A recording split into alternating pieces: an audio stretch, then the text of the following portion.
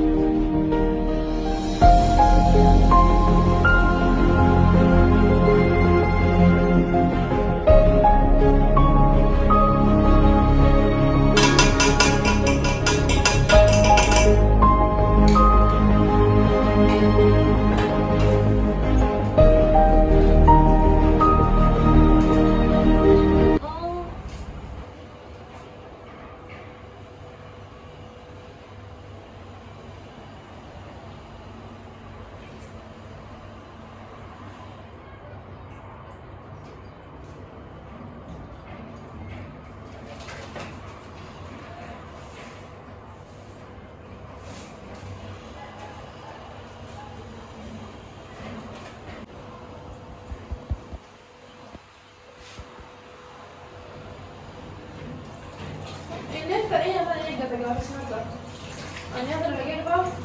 Hanan, agak manggis deh ni. Kui dia kan.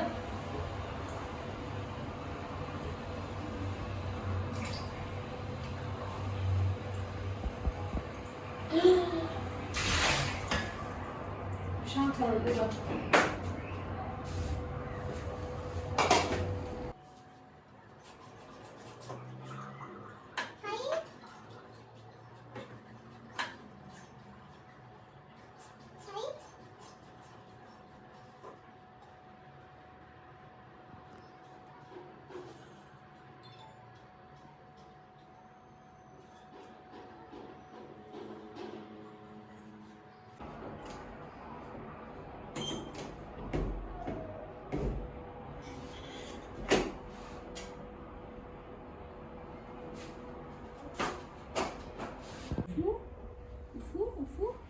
Akkasitti bisiin kitaabaan balleessi maal ta'uu lamitti hafa walaalta.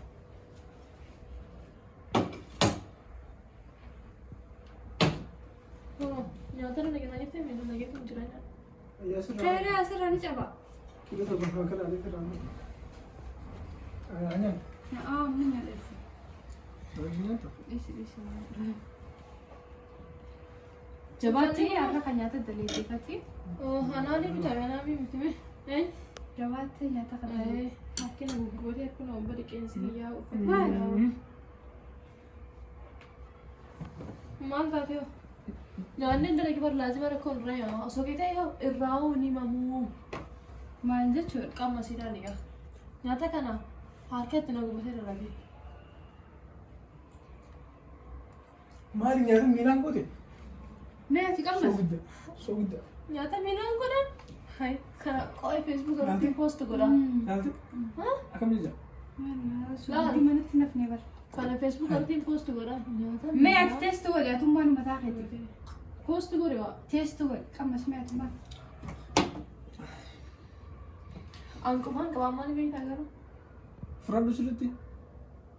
Nyaadhu sanumaa nyaattu teestaa goottaa qabnastu. Waan ana afaanis suura. Nyaadhu dafee isaatti. Akka moota keessaa. Maal fi nyaadhaan? Biitaan akkanas godhee miti. Amma keessa deemee dalagee harka namadee uffanni kee namadee qaamni namadee ammaas naan nyaata. Maal jechuun ati dalagee bar nyaata eenyu dalagee? Mee eenyumaa fuudhaan na dhibu jira baranta. Yeroo goota jaarsa kan akka Jaarsa kee alaabaan ilaanaan ordora godhanna maaliif mana godhanna nyaata? Ati bixaraan sun jira abseetan akka jee. Manuma haala dhuftee waliin gulluu miti. Aan keessan jirutti dubbadhu hin jiru. Nyaani gabbeeti nyaata Guyyaa nyaata. rabbi waan dubbata jira Nyaata bakka nyaata. eegattee. Nyaata kana keessaa miti fuudhi asii. Naan nyaata.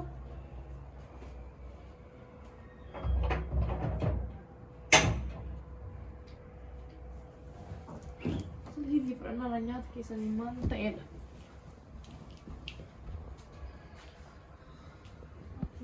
Bakka taa'anii filmadhaan qaban sagaraan ta'e dhagaa.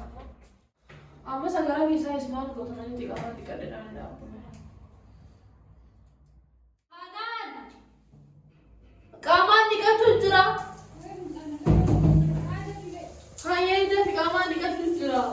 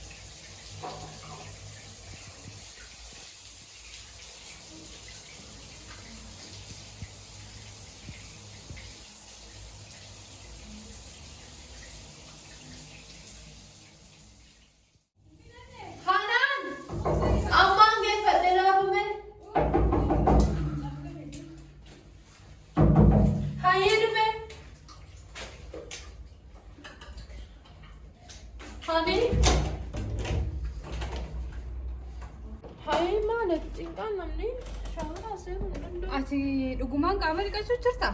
Mee dhaabbadhu. Nama kanaan nama qaama dhiqate fakkaata? Hai, tureen jiru amma uffata achi fooxaa gugguufadhee uffata achi uffadhee kan akka amna irra gugguufate. Nama kanaan qaama nama dhiqate fakkaata? Maal godhu jirti? Silkii qabattee shimbireetee keessaa?